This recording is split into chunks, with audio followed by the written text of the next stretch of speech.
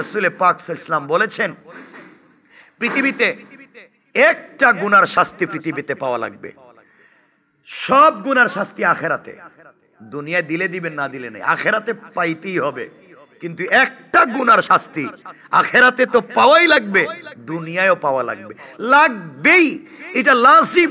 আসমান যেমন সত্য, সূর্য উঠা যেমন সত্য, পৃথিবীতে একটা শাস্তি পাওয়া সত্য। এটা হলো, কেউ যদি মা বাপকে জীবনে কষ্ট দেয়, এই গোলাম ইন্তেকালের আগে, মরার আগে পৃথিবীতে বেইজ্জত হবেই। আবারও বলছি, বেইজ্জত হবেই।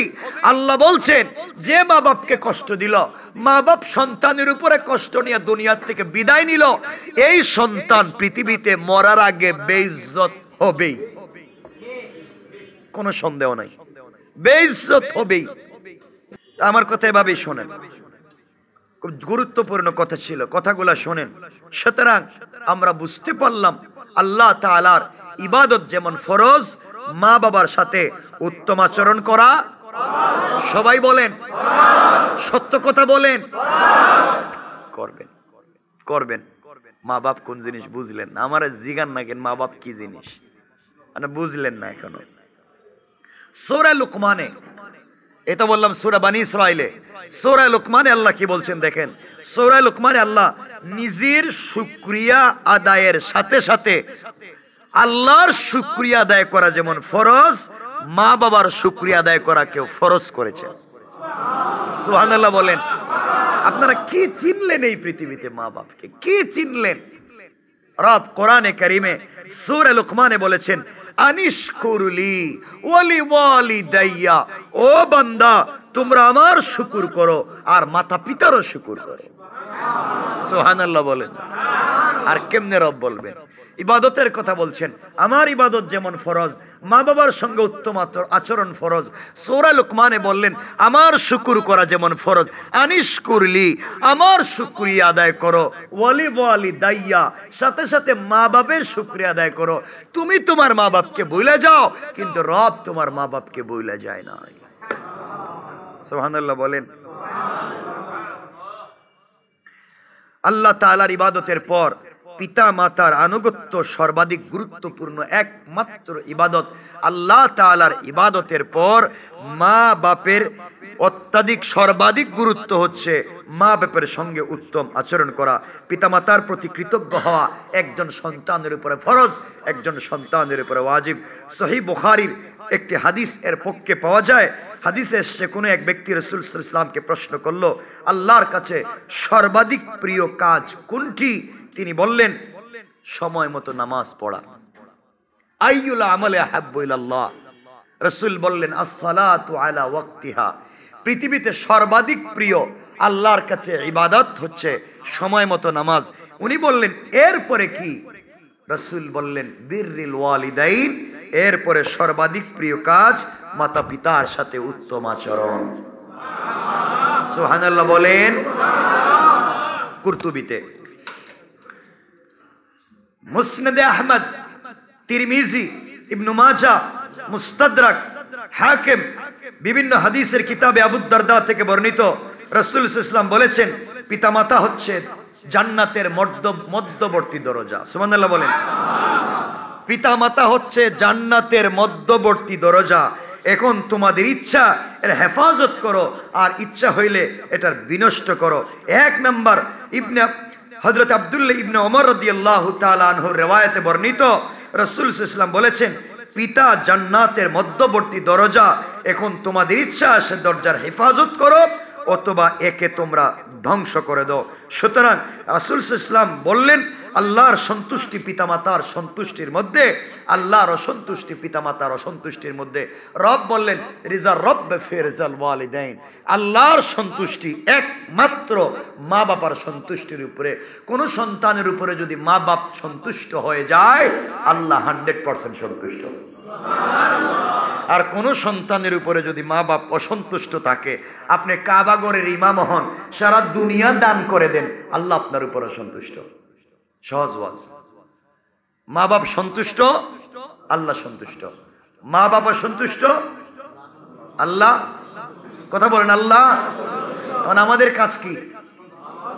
আমাদের কাজ কি? মা বাপকে সন্তুষ্ট করা। তাইলে আল্লাহ এমনি সন্তুষ্ট হয়ে যাবেন ইনশাআল্লাহ। বলেন হযরত আবু উমামা রাদিয়াল্লাহু তাআলা বর্ণনা করছেন ইবনে মাজাহ থেকে, রাসূল সাল্লাল্লাহু আলাইহি ওয়াসাল্লামকে এক ব্যক্তি জিজ্ঞাসা করল, ইয়া রাসূলুল্লাহ, সন্তানের উপরে পিতামাতার হক কি? হযরত আবু উমামা জানেন, বলেন রাসূল সাল্লাল্লাহু আলাইহি ওয়াসাল্লামকে এক ব্যক্তি জিজ্ঞাসা করল, ইয়া রাসূলুল্লাহ, সন্তানের উপরে পিতামাতার হক কি? তিনি বললেন, তারা উভয় হুমা জান্নাতুকা ওয়া নারুকা, তারা মা বাপ সন্তানের জন্য জান্নাত, আর না হয় সন্তানের জন্য জাহান্নাম। কথা বুঝাইতে পারলাম? মা বাপ সন্তানের জন্য হয়তো জান্নাত, আর বেয়াদবি করলে হয়তো জাহান্নাম। মা বাপের সন্তুষ্টি, আল্লাহর সন্তুষ্টি মিলবে জান্নাত, মা বাপেরও সন্তুষ্টি, আল্লাহরও সন্তুষ্টি, যেতে হবে জাহান্নাম। বলেন নাউজুবিল্লাহ। রাসূল সাল্লাল্লাহু আলাইহি ওয়াসাল্লামকে ইবনে আব্বাস রাদিয়াল্লাহু তাআলা আনহু বর্ণনা করেন, নবীজি সাল্লাল্লাহু আলাইহি ওয়াসাল্লাম বলেছেন, যে ব্যক্তি আল্লাহর ওয়াস্তে পিতামাতার আনুগত্য করে তার জন্য জান্নাতের দুটি দরজা খোলা থাকবে। সুবহানাল্লাহ বলেন। আর যে ব্যক্তি তাদের অবাধ্য হবে তার জন্য জাহান্নামের দুটি দরজা খোলা থাকবে। সহজ ওয়াজ, এখানে আর কিছু নাই। যদি পিতামাতার মধ্য থেকে একজনই ছিল, তবে জান্নাত অথবা জাহান্নামের একটা দরজা খোলা থাকবে। একতার অর্থ হচ্ছে সন্তান একজনকে পাইলো, হয়তো মাকে পাইলো অথবা বাবাকে পাইলো, দুজনকে পায় নাই। যাকে পাইলো তারাই বা খেদমত করবে, যাকে পাইলো তাকে সন্তুষ্ট করবে, তাকে যদি অসন্তুষ্ট করে সে জাহান্নামী। এখন কথা হলো, একজন জিজ্ঞাসা করেন, ইয়া রাসূলুল্লাহ, যদি মা বাপ সন্তানের উপরে জুলুম করে, তাইলেও কি সন্তানের উপরে মা বাপ জুলুম করে, তাইলেও কি সন্তান জাহান্নামে যাবে যদি মা বাপকে সন্তুষ্ট না করে? নবীজি সাল্লাল্লাহু আলাইহি ওয়াসাল্লাম বলেন, আবার বলো। তখন এই ব্যক্তিটা বলল, শাস্তিটা বাণী কি এতটুকুন পর্যন্ত প্রযোজ্য যখন পিতামাতা ওই ব্যক্তির প্রতি জুলুম করে? তিনি বললেন, যদি পিতামাতা সন্তানের প্রতি জুলুম করে তবুও পিতামাতার অবাধ্যতার কারণে সন্তান জাহান্নামে যাবে। আর কেমনে বুঝাইতাম? যদি মা বাপ সন্তানের উপরে জুলুমও করে আর সন্তান যদি মা বাপের অবাধ্য হয়, এই সন্তান, কথা বললেন না কেন? এর সারমর্ম হলো, মাতা পিতা যদি সন্তানের প্রতি জুলুম করে তাইলে কখন এই সন্তান প্রতিশোধ গ্রহণ করবে না। মা বাপ সন্তানের প্রতি জুলুম করে, সন্তান কোন সময় মা বাপের প্রতি, কথা বলেন না কেন, জুলুম করবে না, প্রতিশোধ নিবে না। অনেক সন্তান আছে, মা বাপ তাকে কষ্ট দেয়, এ প্রতিশোধ নেওয়ার জন্য দাঁড়িয়ে যায়, কত চেষ্টা করে মা বাপের কাছ থেকে প্রতিশোধ নিবে। রাসূল সাল্লাল্লাহু আলাইহি ওয়াসাল্লাম বলেছেন, তারা জুলুম করলেও সেবা যত্ন এবং আনুগত্যের হাত গুটিয়ে দেওয়া যাবে না। মা বাপ তোমার কথা শুনে না, মা বাপ তুমি যা বলো উল্টা বুঝতেছে, এরপরও তাদের আনুগত্য থেকে সরিয়ে আসা যাবে না, তাদের খিদমাত, তাদের টাকা পয়সা দেওয়ার থেকে সরিয়ে আসা যাবে না। মা বাপ জুলুম করতেছে বারবার, তোমাকে ভুল বুঝতেছে, তুমি প্রতিশোধ নেওয়া হারাম, তোমার কাজ হচ্ছে তাদের আনুগত্য করা। আল্লাহু আকবার বলেন। এই জায়গায় রব ছাড় দেয় নাই। রাসূল সাল্লাল্লাহু আলাইহি ওয়াসাল্লাম বলেছেন, যে ব্যক্তি, যে সন্তান, যে পুত্র, যে সন্তান সেবা যত্নকারী সন্তান, যে সেবা যত্নকারী সন্তান, মা বাপ সন্তুষ্ট এমন সন্তান, মাতা পিতার দিকে দয়া এবং ভালোবাসার দৃষ্টিতে তাকায়, যে সন্তান সেবা যত্নকারী, মা বাপকে সন্তুষ্টকারী, এমন সন্তান যদি মা বাবার দিকে দয়ার দৃষ্টিতে, ভালোবাসার দৃষ্টিতে তাকায়, তাদের প্রত্যেকটা দৃষ্টির বিনিময়ে একটি করে মকবুল হজ্জের সওয়াব পাওয়া যায়। পরিষ্কার কথা, মকবুল হজ। এখন দিনে যদি 100 বার তাকায়, বিশ্বাস হয় না? কথা বলেন না কেন? নবীজি বলেছেন, তার প্রত্যেকটা দৃষ্টির বিনিময়ে, প্রত্যেকটা তাকাবার বিনিময়ে একটা করে মকবুল হজ্জের সওয়াব দেওয়া হবে।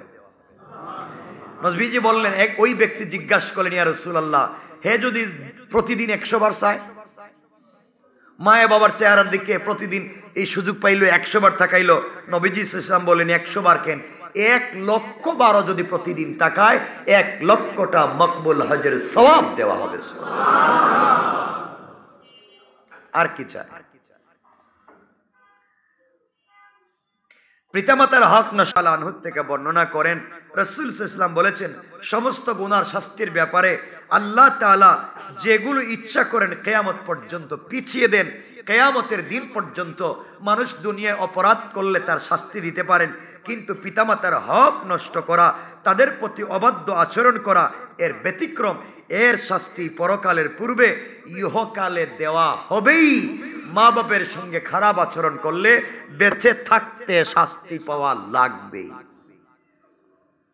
কথা বুঝেন নাই?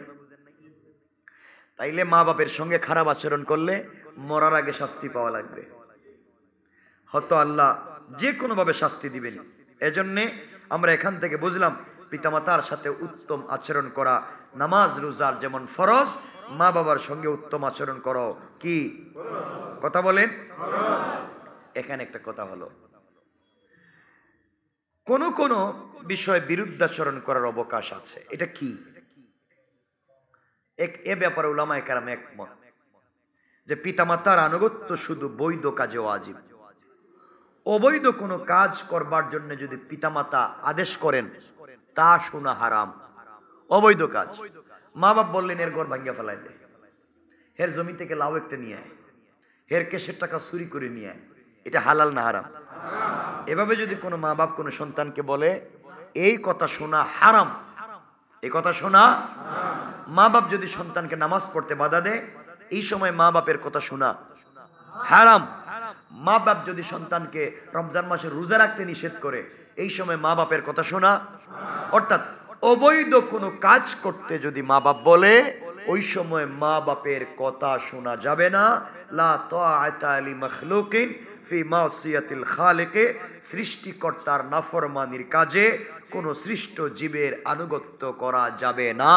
আল্লাহকেও সন্তুষ্ট করে কাউকে সন্তুষ্ট করার বিধান এই পৃথিবীতে নাই, এই পৃথিবীতে পরিষ্কার।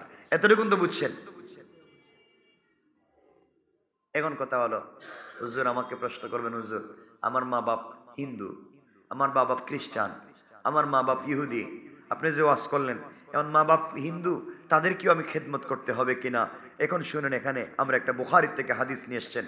হযরতে আসমা রাদিয়াল্লাহু তাআলা আনহা বর্ণনা করেন, আসমা রাদিয়াল্লাহু তাআলা আনহা রাসূল পাককে জিজ্ঞাসা করলেন, আমার জননী মুশরিকা, ইয়া রাসূলুল্লাহ আমার মা তো মুশরিকা, তিনি আমার সাথে দেখা করতে আসেন, এখন আমি কি আদর আপ্যায়ন করব, তার সাথে কি ভালো ব্যবহার করব? নবীজি বললেন, তোমার জননীর আদর আপ্যায়ন উত্তম আচরণ অবশ্যই করো। সে পিতা মাতা সম্পর্কে যদি তারা মুশরিকা হয়, যদি তারা মুশরিক হয়, যদি তারা কাফের হয়, আর তোমার মা বাপ হয়, তাদের সঙ্গে উত্তম আচরণ করো। সুবহানাল্লাহ বললেন না? ইসলাম কত সুন্দর, কত উদার। কোরআনে কারীম বলছে, ওয়া সাহিবুহুমা ফিদ দুনিয়া মারুফা, যার পিতামাতা কাফের এবং তাকেও কাফের হওয়ার আদেশ করে, এ ব্যাপারে তাদের আদেশ পালন করা জায়েজ নাই। মা বাপ যদি কাফের হয়, সন্তানকে যদি কাফের হওয়ার আদেশ করে, এ কথা মানা যাবে না। কিন্তু দুনিয়াতে তাদের সাথে ভালো, মা বাপ কাফের, সন্তানকে বলতেছে তুইও কাফের হয়ে যা, এই কথা শোনা যাবে না। কিন্তু এর অর্থ এটা নয় যে মা বাপের সঙ্গে আপনি খারাপ আচরণ করবেন। রব বলছেন, মা বাপ তোমাকে কাফের হওয়ার শিক্ষা দিতে চাইলো, এই কথা মানবা না, কিন্তু তাদের সাথে খারাপ আচরণ করবা না। আল্লাহু আকবার বলেন। কিভাবে একটা সেনসিটিভ বিষয়কে রব বর্ণনা করলেন। মা বাপ তোমাকে খারাপ বিষয়ের দিকে ডাকলেও এই কথা শুনবা না, কিন্তু তাদের সাথে খারাপ ব্যবহার করবা না। সুবহানাল্লাহ বলেন। তাদের সাথে সবসময় উত্তম আচরণ করবা। এখানে অনেকগুলা বিষয় আছে।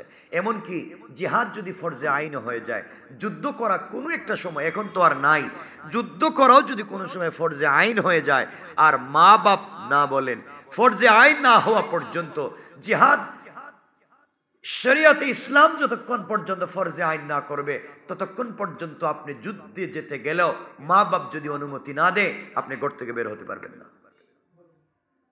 আল্লাহু আকবার বললেন না? এক সাহাবী এসে বলছেন, ইয়া রাসূলুল্লাহ, আমি যুদ্ধে যেতে চাই। নবীজি বললেন, তোমার মা বাপ আসেনি? বলে, মা বাপ তো আছেন ইয়া রাসূলুল্লাহ, তাদেরকে তো তারা রাজি না। এরপর আমি চলে আসছি। নবীজি বলেন, তাড়াতাড়ি যাও, তোমার যুদ্ধের দরকার নেই, তোমার জিহাদের দরকার নেই, বাড়িতে যাও, তাদের খিদমত করো, তাদেরকে খিদমত শুরু করো, এই খিদমতই তোমার জন্য জিহাদ। সুবহানাল্লাহ বলেন। একজন এসে বলছেন, ইয়া রাসূলুল্লাহ, আমি তো যুদ্ধে যেতে চাই, মা বাপ কাঁদতেছেন, তারা রাজি না। নবীজি বলেন, আবার বাড়িতে যাও, যেভাবে কান্না করাই আসছো ওভাবে তাদেরকে হাসাও, হাসাইলেই তুমি জান্নাতে চলে যাবো। সুবহানাল্লাহ। আর কেমনে মা বাপের উত্তম আচরণ, মা বাপের চমৎকার ব্যবহারের কথা কত সুন্দর করে রব বুঝাইয়া দিলেন। এই জন্য আল্লাহর ওয়াস্তে আমরা খারাপ ব্যবহার কথা বলেন না কেন? অনেকগুলা কথা বলার ছিল কিন্তু সময় হচ্ছে না। নবীজি সাল্লাল্লাহু আলাইহি ওয়াসাল্লাম মা বাপের সাথে আচরণের ব্যাপারে কি বলেছেন, মা বাপের সঙ্গে উত্তম আচরণ আল্লাহ পাক আরো কি বলেছেন? নবীজি সাল্লাল্লাহু আলাইহি ওয়াসাল্লাম কুরতুবীর রওয়ায়াত যে তুমি তাদেরকে গিয়ে হাসাও যেভাবে কাঁদিয়ে এসেছো। এক কথায় দ্বীনের সফর করা, তাবলীগের কাজ করা, পৃথিবীর সকল কাজ, এগুলা ফরজে কিফায়া। এগুলা মা বাপ যদি রাজি না হয় তুমি কাজ করতে পারবে না। এজন্যে ফরজে কিফায়া যত কাজ আছে, ফরজে আইন, নামাজ ফরজে আইন, ওটা বাদ। ফরজে কিফায়া, তোমাকে বড় মুফতি হওয়া লাগবে, বড় আল্লামা হওয়া লাগবে, এটা তোমার জন্য ফরজে আইন না, এটা ফরজে কিফায়া। ফরজে আইন হচ্ছে যতটুকুন ইসলাম জানলে জান্নাতে যাওয়া যায়, যতটুকুন ইসলাম জানলে হালাল হারাম জানা যায়, ততটুকুন ইসলাম জানা ফরজে আইন। এর বাকিটুকুন জানা ফরজে কিফায়া। এখন মা বাপ চায় না, মা বাপ পারতেছে না, তোমাকে খরচ দিতে পারতেছে না, তুমি বললাম না আমি বিশ্ববিখ্যাত মুফতি হওয়া লাগবে, এটা তোমার জন্য জায়েজ নাই। মা বাপ যদি খুশি না, তোমার জন্য বড় মুফতি হওয়ার চাইতে মায়ের পা টিপিয়ে দাও, মায়ের পায়ে তেল লাগাইয়া দাও, মা ঘুমিয়ে গেলে তার চুলগুলো আছড়াইয়া দাও, মায়ের কাছে বসে বসে হাতটা টিপে টিপে গল্প করো। রব বলেছেন, মনে করো তোমরা এখন জান্নাতে বসে আছো। এটাই তো দুনিয়া। এই জন্য আল্লাহর ওয়াস্তে আমরা অন্যায় আচরণ করব কথা অনেক। আমার মুসলমান বন্ধুগণ, গভীর মনোযোগ। আল্লাহর পয়গম্বরের প্রিয় সাহাবী হযরত আলকামা রাদিয়াল্লাহু তাআলা আনহু সম্পর্কে আপনারা সকলেই জানেন। হযরত আলকামা রাদিয়াল্লাহু তাআলা আনহু রাসূলের কলিজার টুকরা সাহাবী। ইন্তেকালের সময় চলে এসেছে। সাহাবায়ে কেরাম তাকে কালিমার তালকিন করতে লাগলেন, বলেন আলকামা রে কালিমা পড়ো।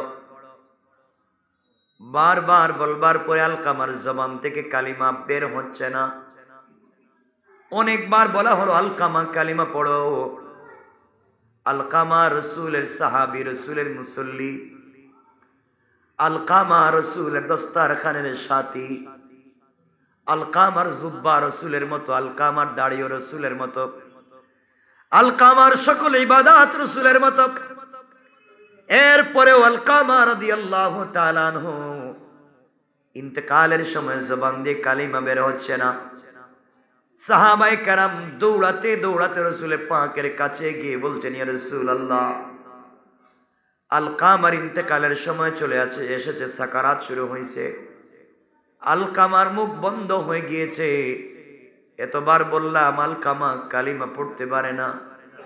নবীজি আশ্চর্য হয়ে গিয়েছেন, আমার কলিজার টুকরা সাহাবী, আলকামা কেন কালিমা পড়তে পারবে না? আমার নবীজি দৌড়াতে লাগলেন। কলিজার টুকরা সাহাবী ইন্তেকালের সময় কালিমা পড়তে পারে না। আমার নবীজি দৌড়াইয়া আলকামার বাড়িতে হাজির হয়ে গেলেন। আলকামাকে শুইয়ে রাখা হয়েছে। আমার নবীজি নিজের মুবারক হাতটাকে আলকামার মুখে, জবানে, চেহারায়, মাথায় লাগালেন। নবীজির পবিত্র হাত মুবারক লাগালেন, পিঠের মধ্যে হাত দিলেন, বুকের মধ্যে হাত দিলেন, টুটে হাত দিয়া বলেন, আলকামা, আমি তোমার কলিজার টুকরা রাসূল, যাকে না দেখলে তোমার ঘুম হতো না,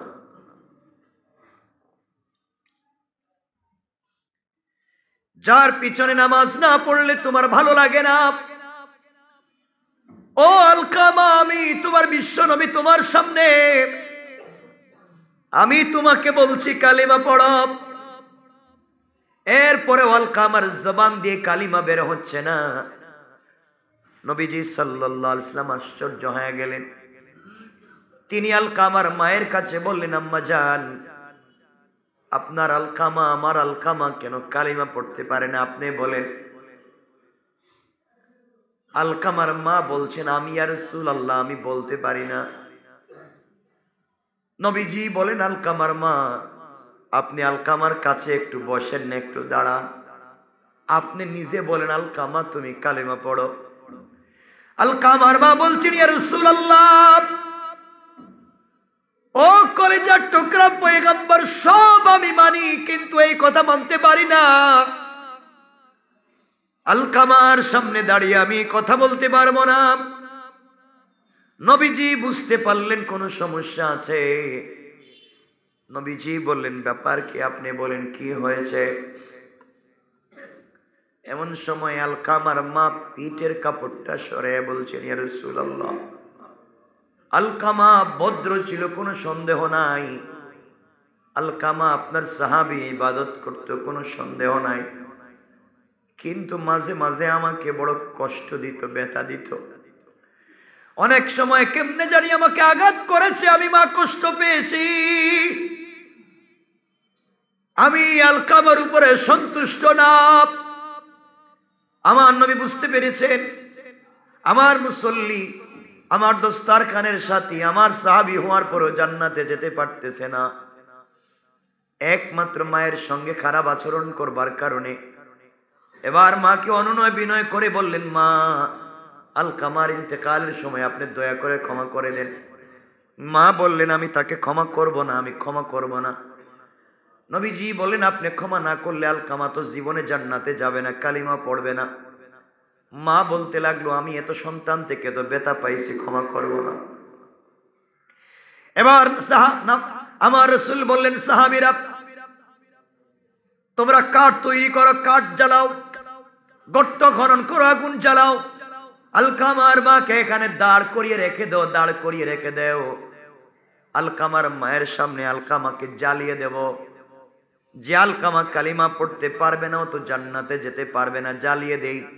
আগুন জ্বালিয়ে দেওয়া হয়েছে। আলকামা তো কাছাকাছি আছে, নবীজি তো জ্বালাতে চায় না, কোনোভাবে মায়ের দিলটাকে নরম করতে চায়। আলকামার সামনে যখন আগুন জ্বালিয়ে দেওয়া হয়েছে, মায়ের সামনে আলকামাকে জ্বালিয়ে দেওয়া হবে, নবীজি বললেন। এবার মা বলছেন, ইয়া রাসূলুল্লাহ, আলকামা আমাকে কষ্ট দিছে ঠিকই, কিন্তু আমার সামনে সন্তানকে জ্বালাবেন, আমার বরদাস্ত হবে না। এত কষ্ট দিয়েছে, এতক্ষণ পর্যন্ত সহ্য করেছি, আমার নাড়ি চেড়া দন, আমার রক্ত পড়া দন, আমার 10 মাস পেটে রাখা দন, 2-2.5 বছর বুকের দুধ পান করানো সন্তান, না খাইয়া বড় করা সন্তানকে আপনি আগুন দিয়ে জ্বালাইয়া দিবেন, সহ্য করব না। নবীজি বলেন, আলকামার মা, এর চাইতে জাহান্নামের আগুন আরো বেশি, আরো বেশি। আলকামার মা বলছেন, ইয়া রাসূলুল্লাহ, আমি আমার সন্তানকে এই মুহূর্তে মাফ করে দিলাম। বলতে দেরি হয়েছে, সাথে সাথে হযরতে আলকামা জবান দিয়া কালিমা চালু হয়ে গিয়েছে। সুবহানাল্লাহ, জোরে বলেন। কি বুঝলেন? নবীজি তালকিন দিচ্ছেন, কালিমা হচ্ছে না। বোঝা গেল দুনিয়ার কাউকে দিয়ে কিছু হবে না, যদি মা বাপ সন্তুষ্ট থাকে। ও ভাই, দুহাত জোর করে বলছি, মা বাপ পাওয়ার পরেও যদি জান্নাত না পাও, এই পৃথিবীতে বাইচা লাভ কি? বাইচা লাভ। তুমি জানো নি, তোমরা মা বাপ তোমাকে বড় করতে কত স্বপ্ন দেখতো, তোমাকে কাছে বসে কত স্বপ্ন দেখতো। তোমাকে রাত্রেবেলা মা ঘুমাইতো না, মা অনেক ঘুমাইছে, কিন্তু সন্তান জন্ম নেওয়ার পর আর ঘুমায় না। সন্তানকে নিয়ে কখন সন্তান নড়াচড়া করে, কখন সন্তান প্রস্রাব করে দিয়েছে, মা ঘুমায় না। এই মাকে কেমনে কষ্ট, কেমনে দেও? আপনারা জানেন, রাসূল পাক ইসলামের দরবারে একজন আল্লাহর গোলাম আসতে চাইতেন, কিন্তু মায়ের খিদমতের জন্য আসতে পারতেন না। নাম জানেন না? ওয়াইস করুনি না, ওয়াইস আল কারনি। ওয়াইস আল কারনি মায়ের খিদমতের কারণে আসতে পারলেন না। লম্বা ঘটনা, আমি অনেক বলেছি। মায়ের খিদমতের কারণে আসতে পারলেন না। নবীজি ইন্তেকালের সময় হযরত আলী ওমরকে বলছেন, আলী ওমর, আমার এই জুব্বাটা আমার ইন্তেকালের পরে এক পাগলা মদিনায় আসবে, মায়ের খিদমতের কারণে আসতে পারেনি। মায়ের খিদমত করতে কতদিন আসছে, আমাকে দেখতে পাইনি। যাও, ওয়াইস আল কারনি আসলে আমার এই জুব্বাটা ওয়াইস আল কারনিকে হাত দিয়ে দিও। আর ওমর, তোমার তো মাথা গরম। ও আলী, ওয়াইস আল কারনিকে যদি কোনোদিন পাও, তোমরা নিজেদের জন্য তার কাছ থেকে দোয়া নিও। সুবহানাল্লাহ বলেন।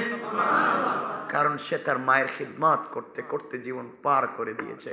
তার মতো ভালো মানুষ আর নাই। তোমরা তোমাদের জন্য তার কাছ থেকে দোয়া নিও। এই জন্য রাসূল বুঝাতে চাইলেন, আল্লাহ বুঝাতে চাইলেন, এই পৃথিবীতে এই মানুষ সব থেকে বেশি দামি যে তার মা বাপের খিদমত করতে পেরেছে, মা বাপকে সন্তুষ্ট করতে পেরেছে।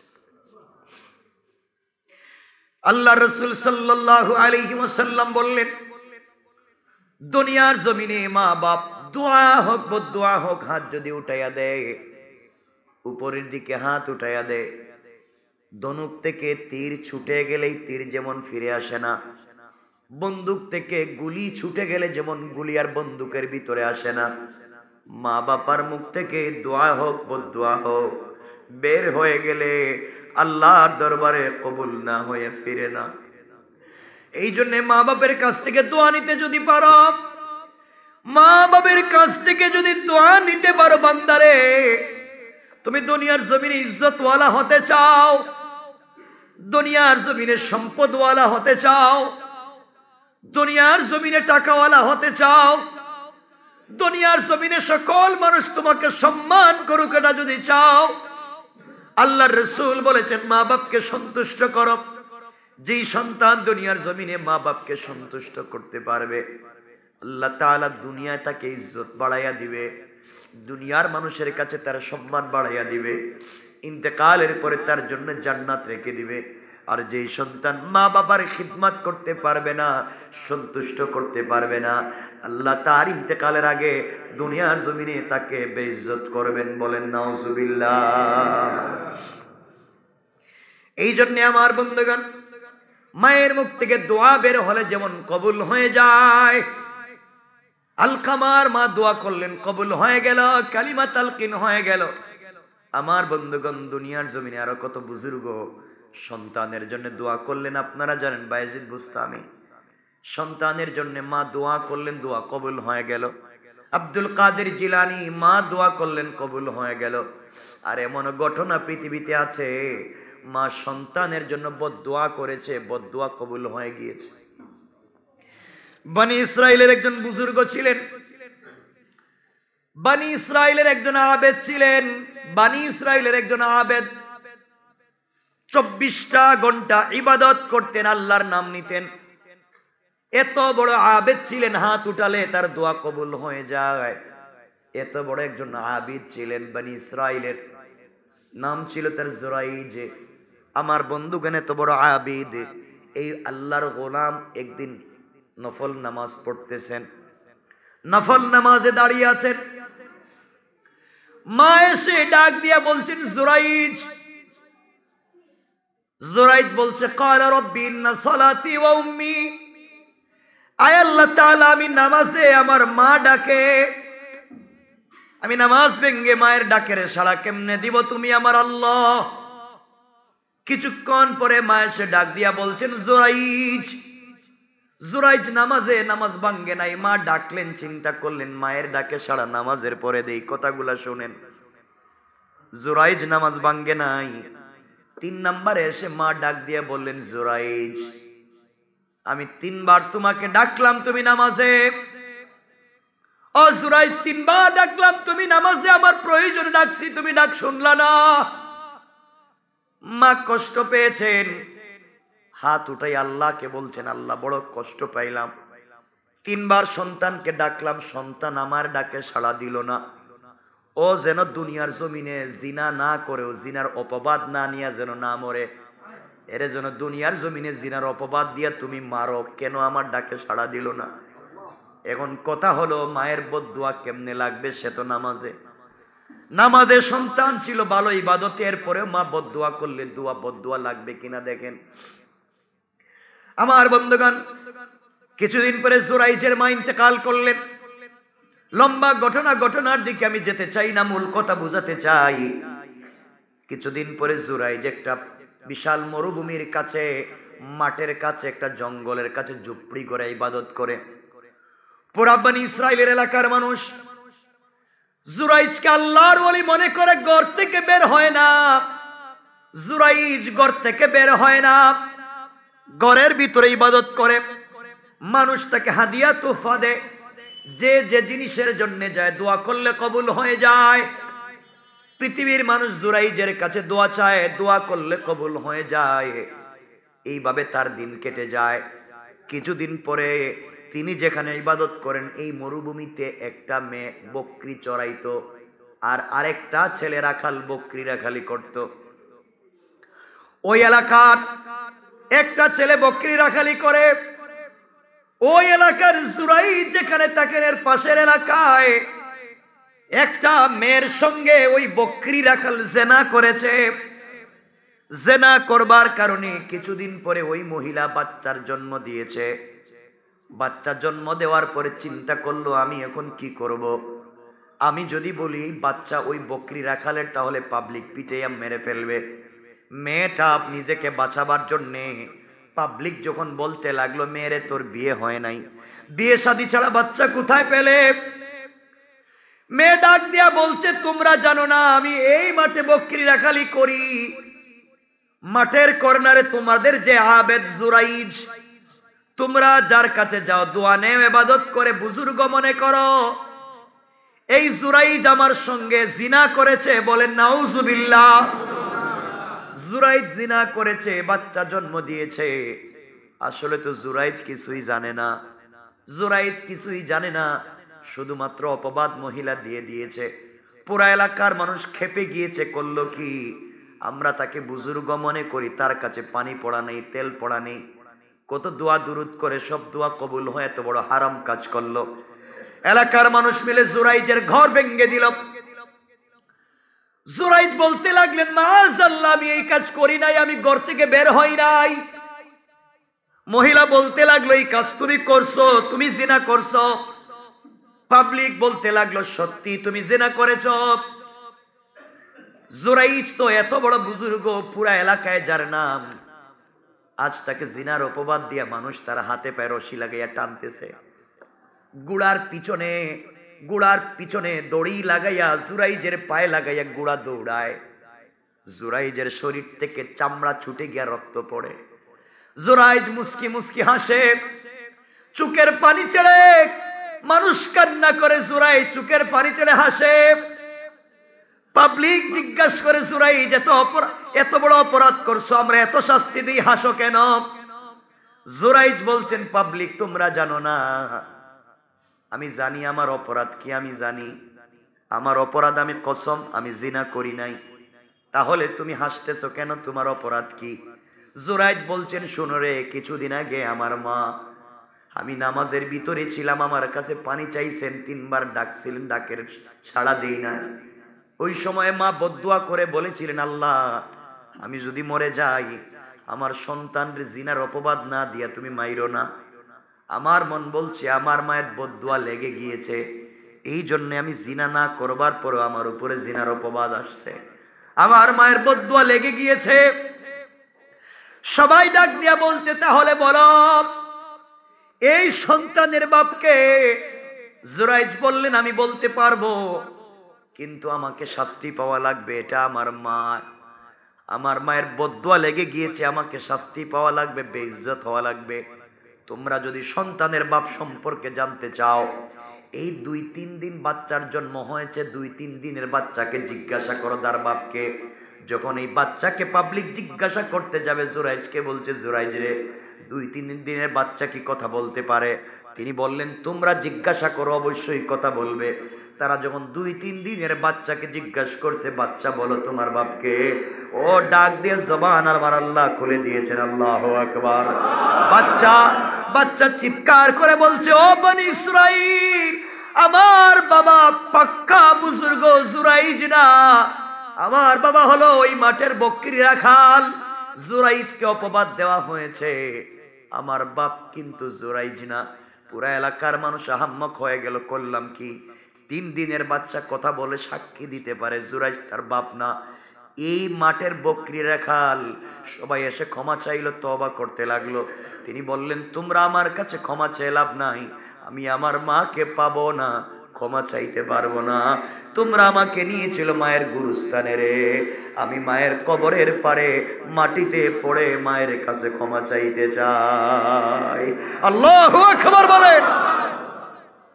কাজ হবে না। বহুত কথা আজকে বলার ছিল, এজন্য আল্লাহর ওয়াস্তে মা বাপকে যদি কষ্ট দেন কিছুতেই কাজ হবে না। আবারও বলছি, কিছুতে কাজ হবে না। আবারও বলছি, কিছুতে কাজ হবে না।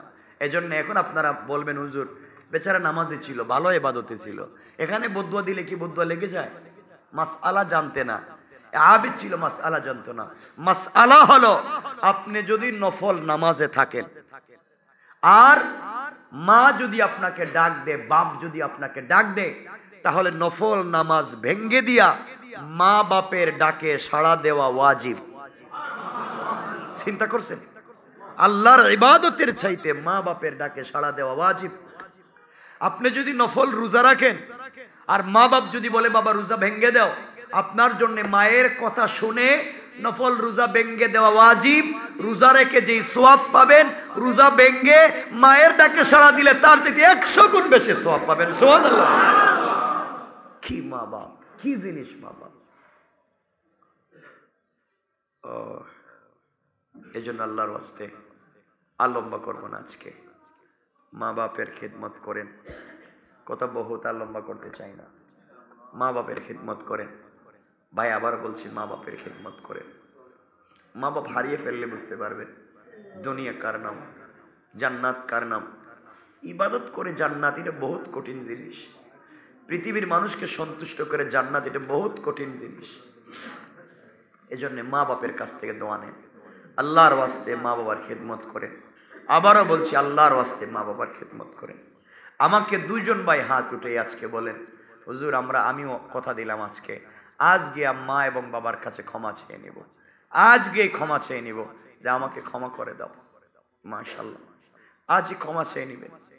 বেঁচে থাকবার আর কোনো পদ্ধতি নেই, মা বাপ ছাড়া আর বেঁচে থাকবার কোনো পদ্ধতি নেই। সুতরাং আল্লাহর ওয়াস্তে মা বাপকে সন্তুষ্ট করেন। ইজতেমা শুরু হয়েছে, এই যাবৎকালের সব থেকে বড় ইজতেমা। গতকালকের আগেই ইজতেমার সবগুলো মাঠ ফিল আপ হয়ে গিয়েছে। পৃথিবীর সকল দেশ থেকে সকল বুজুর্গ উলামায়ে কেরাম চলে এসেছেন। সকল বুজুর্গ উলামায়ে কেরাম পৃথিবীর সকল দেশ থেকে, Hindustan, Pakistan, Bangladesh, England, Africa, Indonesia, পৃথিবীর সকল দেশ থেকে বুজুর্গ উলামায়ে কেরাম ইজতেমার মাঠে এসেছেন। তিল দাঁড়ানোর ঠাঁই নেই, কোনো জায়গা নেই। এত বড় ইজতেমার মনে হয় আমাদের বয়সে আমরা কখনো দেখি নেই। এজন্য যাদের সুযোগ আছে আপনারা যান, ওখানে যান, এখানে সবাই যান, সুযোগ থাকলে সবাই যান, সবাই চলে যান। বড় জামাত, নামাজ পড়বেন, রাত্রবেলা কিছু ইবাদতও করবেন, কিছু বয়ান শুনবেন। চমৎকার চমৎকার বুজুর্গ যারা আসছেন, যাদের চেহারার দিকে তাকালে জিন্দেগি কামিয়াব। যায়েন ইনশাল্লাহ, বলেন সবাই যান। এত বড় বুজুর্গ, এত বড় জামাত আর হয়নি। আপনারা যায়েন, সবাই সুযোগ পাইলে যান। আমি বলছি আপনারা যান, আমিও ইনশাল্লাহ যাব, ইনশাল্লাহ আমিও যাব। অনেক বুজুর্গ ওলামায়ে কেরাম, আমাদের কাজ তো এখানে হচ্ছে, ওলামায়ে কেরাম কাজ করতেছেন। দোয়া নিতে যাইবেন, দোয়া নিতে যাইবেন। এখানে আহমদুল্লাহ সাহেব আসছেন, দেওলার হুজুর আসছেন, বড় বড় আল্লামা যারা পৃথিবীর, সবাই আসছে, কিন্তু চলে আসছে ওরা 2-4 দিন আগে। এই জন্য যাইয়েন ওখানে। জওয়ানদেরকে বলছি যাইও। এখানে বড় বড় ডক্টর, প্রফেসর যারা আসছেন, ওনারা ছাত্রদের জন্য, ইউনিভার্সিটির স্টুডেন্টদের জন্য বয়ান করবেন। ইংরেজি বয়ান আছে, উর্দু বয়ান, আরবি বয়ান, বাংলা বয়ান সব আছে। যাবেন তো ইনশাআল্লাহ? ইনশাআল্লাহ। আমিও দোয়া চাই। গত জুমায় আমিও তো আসতে পারিনি, মা অসুস্থ।